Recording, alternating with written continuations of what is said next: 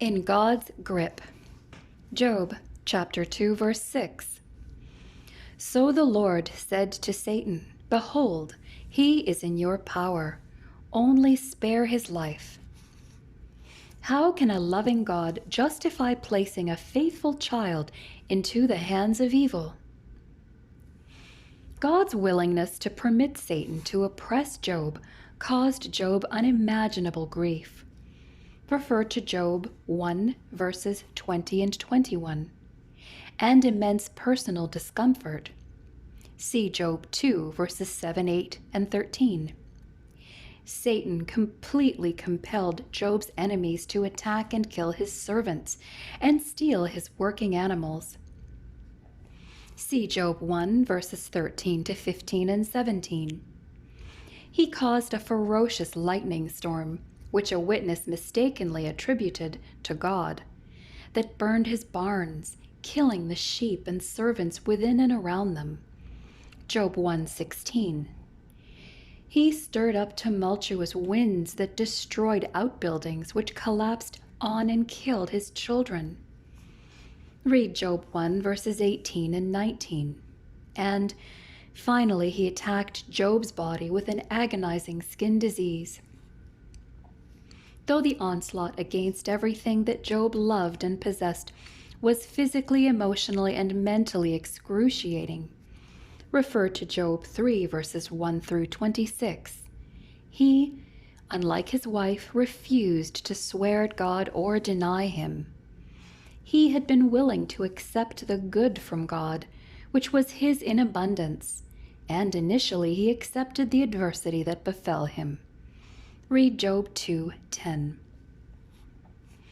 No one can deny that God allowed Satan to have his way with Job, with limitations. However, this does not make the Lord responsible for the evils that Satan carried out. Far be it from God to do wickedness, to do wrong. Job 34:10. Accountability lies squarely and only with Satan. In the same way nations, Assyria and Babylon, that God allowed to discipline Israel and Judah, are held accountable for their actions.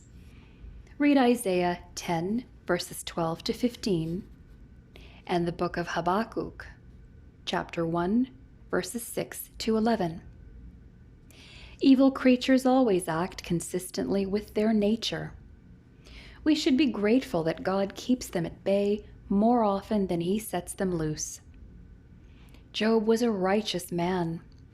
Job 1 verses 1 and 8, and Job 2:3, but certainly not a perfect man.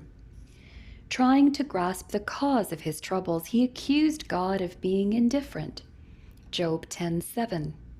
Unresponsive. Job 13 verses 22 to 24, and unjust. Job 19 verses 6 and 7. Such behavior did not put God on an equal footing. It made him appear inferior to Job, who was naively suggesting that he knew more than God. Pride was Job's unknown weakness. His wealth, position, and comforts had unconsciously created within him expectations that, under adversity, would reveal flaws for which, under the wise counsel of Elihu, 33 to 37, and the Lord, 38 to 41, he would be ashamed and from which he would turn. Job 42 verses 1 to 6. God is greater than man. He opens the ears of men and seals their instruction, or terrifies them with warnings, that he may turn man aside from his conduct and keep man from pride. Job 33 verses 12, 16, and 17. Though Eliphaz wrongly suggests to Job that his calamity is the result of leading a wicked life, his understanding of God's intention to frustrate the plotting of the shrewd, so that their hands cannot attain success, Job 5:12, is right on the money.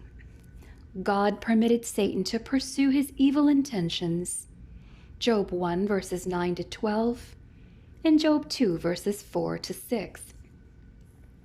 Knowing that Job would endure and instruct Satan in the elasticity and durability of genuine faith.